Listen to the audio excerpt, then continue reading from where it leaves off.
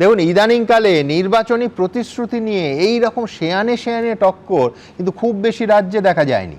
১,৫০০ টাকার লক্ষ্মীর ভাণ্ডারের পাল্টা ৩,০০০ টাকার মহিলাদের ভাতা, ১,৫০০ টাকার যুবসাথী প্রকল্পের বদলে ৩,০০০ টাকার বেকার ভাতা, এসব তো ছিলই।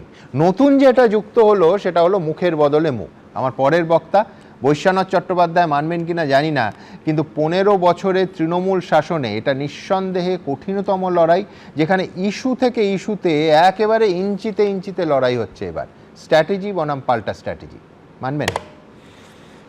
এই যে নরেন্দ্র মোদীজি যে মমতা ব্যানার্জিকে নকল করে ওই আমি ২৯৪টা আসন বলেছেন, এটা মনে হয় উনি আজকে প্রধানমন্ত্রীর এই কথার উত্তর দিয়েছেন মুখ্যমন্ত্রী, যে তাহলে তো ওনাকে এখানে এসে মুখ্যমন্ত্রী লড়তে গেলে বিধানসভায় দাঁড়াতে হবে, পিএম থেকে পদত্যাগ করতে হবে। আসলে মোদি মানে আমাদের যেটা মনে হয় সেটা হলো গুজরাটের দাঙ্গা, খুন, রক্ত, হাহাকার চারিদিকে, সারা দেশের মানুষ ছিচি করেছে, এমনকি অটল বিহারী বাজপেয়ী তাকে রাজধর্ম পালনের কথা বলেছেন। মমতা বন্দ্যোপাধ্যায় পরে একবার ১৮টা আসন, একবার 12টা আসন এই রাজ্য থেকে, 18 থেকে কমে 12টা, 18 থেকে কমে 12টা হয়েছে। আর মমতা ব্যানার্জি মানে ২০০২ আর 18টা আসন 19। হ্যাঁ, 19-এ 18টা ছিল, 24-এ সেটা কমে গিয়ে 12টা হয়েছে। তো মমতা ব্যানার্জি আর মোদির মধ্যে তফাৎ হলো, মমতা বন্দ্যোপাধ্যায় হলো আন্দোলনের প্রোডাক্ট। সিঙ্গুর আন্দোলন, নন্দীগ্রাম আন্দোলন, ছোট আঙ্গারিয়ার গণহত্যার বিরুদ্ধে আন্দোলন, নানুরের আন্দোলন, ভিখারি বাসনের অন্তর্ধানের বিরুদ্ধে আন্দোলন, ত্যাগ এবং তিতিক্ষা আন্দোলনের প্রোডাক্ট। আর মোদি হলো একটা রাইটের প্রোডাক্ট। দুজনের মধ্যে একটা মৌলিক পার্থক্য আছে। একজন ধর্মান্ধতার রাজনীতি করে মানুষে মানুষে হানাহানি করতে চায়, আর একজনের বিচারধারা হলো সবাইকে আন্ডার ওয়ান আমব্রেলায় রাখতে চায়। এই বিচারধারার লড়াইতে আমরা মমতা বন্দ্যোপাধ্যায়ের সাথে আছি। মমতা বন্দ্যোপাধ্যায় পশ্চিমবাংলায় সিপিএম পার্টিকে ৩৪ বছরের অত্যাচারের বিরুদ্ধে মানুষকে এককাট্টা করে গণ আন্দোলন করে এখানে পরাজিত করেছেন। রাইট করে মমতা ব্যানার্জি সরকারে আসেননি। নরেন্দ্র মোদী গুজরাটে রাইট করে, বিভিন্ন রাজ্যে রাইট করে ক্ষমতায় আসতে চান।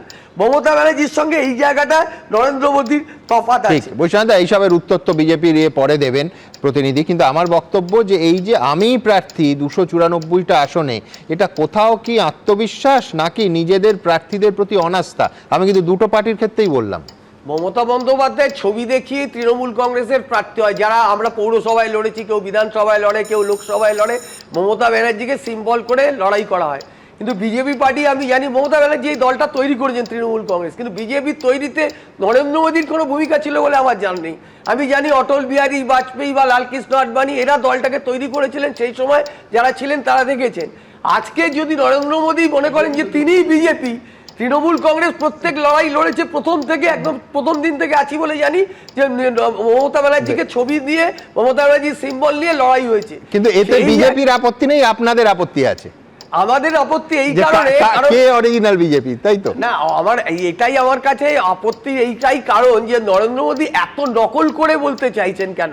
নরেন্দ্র মোদী, ললিত মোদী, নীরব মোদী, মেহুল চোস্কি, বিজয় মালিয়াদের বন্ধু। ঋণ খেলাপিদের ঋণের টাকা, ব্যাংকের টাকা লুট হয়ে গেছে, ব্যাংকের টাকা চলে গেল, দেশের সম্পদ বিক্রি হয়ে গেল, এইগুলোর কোনো উত্তর দিচ্ছে না। বছরে ২ কোটি বেকার যুবকের চাকরির উত্তর দিতে পারছেন না। ১৫ লক্ষ টাকা করে দিতে হবেন, সেটা পাচ্ছেন না। এখন আবার ৩,০০০ টাকার মিথ্যে বুলি পৌঁড়াচ্ছেন। আমরা ১,৫০০ টাকা করে ব্যাংক অ্যাকাউন্টে ঢুকিয়ে দিয়েছি, আর ওরা সরকারে আসবে না ভালো করে জেনে বলছি, যদি আসি একটা প্রলোভন দেখাচ্ছে। সুতরাং মানুষ নিশ্চয়ই তার দৈনন্দিন অভিজ্ঞতা থেকে বিবেচনা করে তৃণমূল কংগ্রেসকে আসবে, এটা আজকে দেয়ালে লেখা হয়ে গেছে।